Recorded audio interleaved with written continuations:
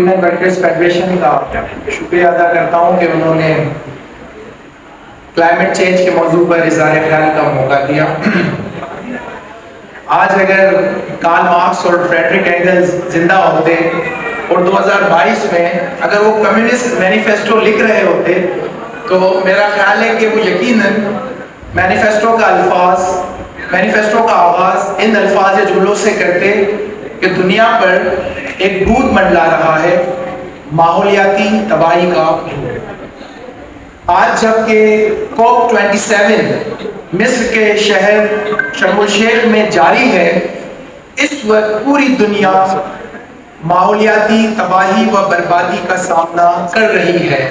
سیلاب، خشک سالی، گلیشیئرز کا پگھلنا، گلوبل وارمنگ وغیرہ وغیرہ وغیرہ۔ تو جیسے جیسے ماحولیاتی تبدیلی کی شدت میں اضافہ ہو رہا ہے، ہم یہ دیکھ رہے ہیں کہ ہماری دنیا کا جو زمینی نظام ہے، جو ارتھ سسٹم ہے، یہ بہت تیزی کے ساتھ تبدیل ہو رہا ہے۔ ارتھ سائنسز کے ماہرین کے مطابق، ارتھ سسٹم کے سائنٹسٹ کے مطابق، ہماری دنیا کا جو زمینی نظام ہے یہ ایک ایسے فیز میں داخل ہو رہا ہے، ایک ایسی حالت میں جا رہا ہے کہ جہاں انسانوں کو اسے ڈھیل کرنے کا کوئی تجربہ نہیں ہے۔ دیکھیں، جس طرح کیپٹلزم گلوبل ہے، اسی طرح کلائمیٹ چینج بھی گلوبل ہے۔ جیسے ابھی کامریڈ ناصر نے کہا نا کہ گلوبل نارتھ نے گلوبل ساؤتھ کو ڈسٹروائے کیا ہے، تو اس وقت خود گلوبل نارتھ بھی کلائمیٹ چینج سے بہت بری طرح سے متاثر ہو رہا ہے۔ اب صورتحال یہ ہے کہ گلف اسٹریم جو ہے وہ تباہ و برباد ہوتی جا رہی ہے، سکڑتی جا رہی ہے۔ گرین لینڈ کے آئس شیٹس بہت تیزی کے ساتھ متاثر ہو رہے ہیں۔ اس وقت گرین لینڈ کے آئس شیٹس انٹارکٹیکا کے گلیشیئر سے بھی زیادہ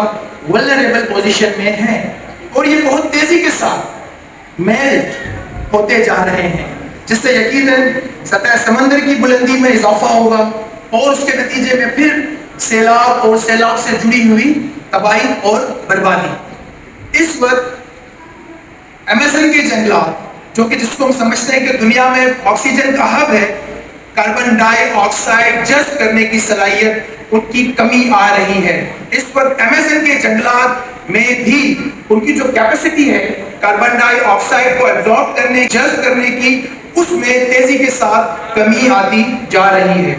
اور خود اس وقت پاکستان میں جو ایئر کوالٹی ہے وہ اتنی ورس ہے، بدترین سطح پر ہے کہ ہم جو سانس لے رہے ہیں، در حقیقت ہم سانس نہیں لے رہے ہیں بلکہ ہم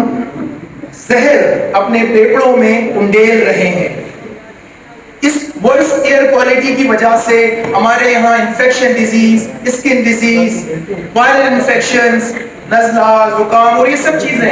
بہت تیزی کے ساتھ بڑھ بھی رہی ہیں، اور جس طرح یہ بڑھ رہی ہیں،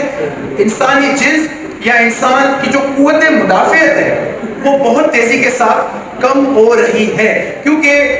قوت مدافعت کے لیے بھی آپ کو ایک انوائرمنٹل سپورٹ چاہیے ہوتا ہے، ایک ایکولوجیکل سپورٹ چاہیے ہوتا ہے۔ اس کے بغیر انسانی جسم اس طرح سے محض میڈیسن کی بنیاد پر بھی جو ہے وہ ریزسٹ نہیں کر سکتا۔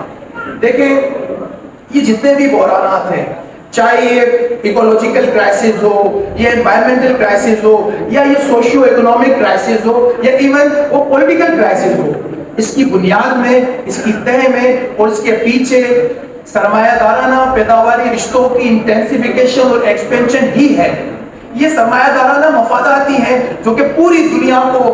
مختلف قسم کے کرائسس کی جانب دھکیلتی ہے، اور یہ تمام کے تمام کرائسس آپس میں انٹرلنکڈ ہیں، انٹر کنیکٹڈ ہیں۔ ہم کسی بھی ایک کرائسس کو آئسولیشن میں رکھ کے نہیں دیکھ سکتے، کسی بھی ایک کرائسس کا حل یا اس کا جو سولوشن ہے وہ ہمیں آئسولیشن میں نظر نہیں آ سکتا۔ ہم اگر اس کا تجزیہ کرنا چاہیں تو ہمیں اس پورے نظام کو، اس پورے عالمی نظام کو سمجھنا پڑے گا، کیونکہ جو سرمایہ داری ہے اس کے اثرات بھی عالمگیر ہیں۔ دنیا کا کوئی ملک، کوئی خطہ اس کے اثرات سے بچ نہیں سکتا۔ اور اب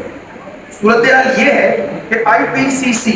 جو intergovernmental panel on climate change ہے، جس پر امریکہ کا خاصا اثر ہے، امریکہ اس کی پالیسیز کو کنٹرول کرتا ہے، انفلوئنس کرتا ہے، اب وہی آئی پی سی سی اپنے اسسمنٹ رپورٹ میں وارننگ جاری کر رہی ہے ایکولوجیکل کرائسس کے حوالے سے۔ دیکھیں، یہ کیپٹلسٹ کلاس نہ تو اندھی ہے اور نہ ہی بیوقوف کہ انہیں کلائمیٹ چینج کی تباہی اور بربادی نظر نہ آئے۔ یہ ان چیزوں کو دیکھتے ہوئے مختلف قسم کے بیکار حل، بیکار تجاویز ہمارے سامنے پیش کرتے رہتے ہیں۔ یہ کبھی گرین کیپٹلزم کا نظریہ لگاتے ہیں، یہ کبھی جیو انجینئرنگ کی بات کرتے ہیں، یہ کبھی سولر ریڈیشن مینجمنٹ کی بات کرتے ہیں۔ بھائی ریڈیشن ہی کیوں ہو رہی ہے، اس کی کیا وجوہات ہے، اس پر تو بات نہیں ہوتی، لیکن ہاں ریڈیشن کو مینج کیا جائے، اس کی مینجمنٹ پر بات ہو جائے، یا یہ سمندری آلودگی کیوں ہو رہی ہے، کاربن ایمیشن کتنا ہے، سمندر گندا ہو رہا ہے، ان وجوہات پر بات نہیں کی جائے گی، لیکن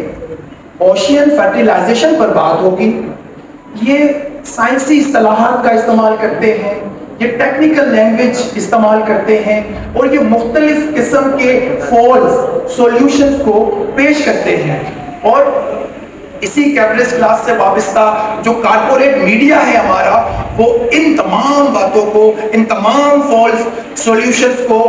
آپ کے سامنے آپ کی نجات بنا کے پیش کرتا ہے۔ کارپوریٹ سیکٹر سے وابستہ جرنلسٹ، کارپوریٹ سیکٹر سے وابستہ دانشور، کارپوریٹ سیکٹر سے وابستہ رائٹر، کارپوریٹ سیکٹر سے وابستہ سائنٹسٹ، یہ اتنے معجزات اور کرامات بیان کرتے ہیں تمام فالس سولوشنز کی، جس سے عوام جو ہے شعوری یا گمراہ ہو جاتی ہے۔ یہ واشنگٹن پوسٹ، یہ وال اسٹریٹ جرنل، یہ آبزرور، یہ ٹیلی گراف، یہ بی بی سی، یہ سی این این، یہ فوکس، یہ اے بی سی،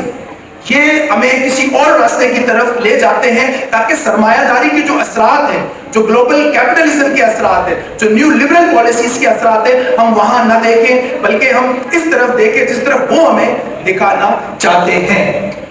دیکھیں یہاں پر بہت ساری باتیں ہوئی، سندھ کے حوالے سے میں کوئی بات اس لیے نہیں کرنا چاہوں گا کہ خود جو متاثرین تھے انہوں نے براہ راست سندھ کے حوالے سے بات کی۔ ہمارے یہاں پاکستان میں 2 نیشنل پارک ہیں، انگول نیشنل پارک بلوچستان اور کھیرتر نیشنل پارک سندھ۔ اس وقت کھیرتر نیشنل پارک، جس پہ ہمارے ضلع ملیر کے بھی کافی سارے علاقے آتے ہیں، اسے بہت تیزی کے ساتھ تباہ کیا جا رہا ہے۔ 2 بہت بڑے کمرشل پروجیکٹس، بیریا ٹاؤن اور ڈی ایچ اے سٹی، جو کہ ملٹری اسٹیبلشمنٹ کے بیک پر چل رہی ہے، وہ اس وقت پورے علاقے کی جو انہوں نے ایکولوجی ہے اسے تباہ و برباد کر دیا ہے۔ جو ندی نالے ہیں، جو پانی کی قدرتی گزرگاہیں ہیں، ان پر یہ کنکریٹ کے روڈ بنا رہے ہیں۔ وہاں پر جو پاچران کی وادی ہے اور جو مول کی وادی ہے اسے تباہ کیا جا رہا ہے، ایون کہ وہ ایک عالمی ورثہ ہے کھیرتر نیشنل پارک، اور اس کا جو پروٹیکٹڈ ایریا ہے ڈی ایچ اے سٹی، اس کے اندر اس پروٹیکٹڈ ایریا میں اب سننے میں یہ آ رہا ہے کہ ایک بہت بڑا انڈسٹریل زون بنانے جا رہے ہیں۔ جنگلی حیات کی تباہی، وہاں کے مقامی لوگوں کی تباہی، انڈیجینیس لوگوں کے رائٹس کی تباہی، اور انہیں دربدر کر دینا، ڈسپلیس کر دینا، انہیں وہاں سے اکھاڑ پچاڑ کرنا، تو یہ سب اسی کی بنیاد پہ ہو رہا ہے۔ میرا خیال ہے کہ ہمیں کلائمیٹ ایمرجنسی کی ضرورت ہے، اور ہم سب کو مل کر ایک کلائمیٹ موومنٹ کو بلڈ کرنے کی ضرورت ہے، کلائمیٹ کمپین کرنے کی ضرورت ہے، تاکہ ہم سب لوگ سمجھ سکیں اور اپنی اپنی حکومتوں کو اپنے اپنے خطے میں مجبور کر سکیں کہ وہ کلائمیٹ فرینڈلی پالیسیز کو اڈاپٹ کریں۔ اور ہمیں یہاں پر اس بات کو بھی سمجھنا چاہیے کہ جتنے انٹرنیشنل فنڈز جو ہمیں ملتے ہیں، گرین کلائمیٹ فنڈ جو پاکستان کو اربوں روپے کی صورت میں ملتا ہے، یہ کہاں جاتا ہے، کون ان کو استعمال کرتا ہے، اور اس فنڈ کے بینیفیشری کون لوگ ہیں؟ بہت شکریہ۔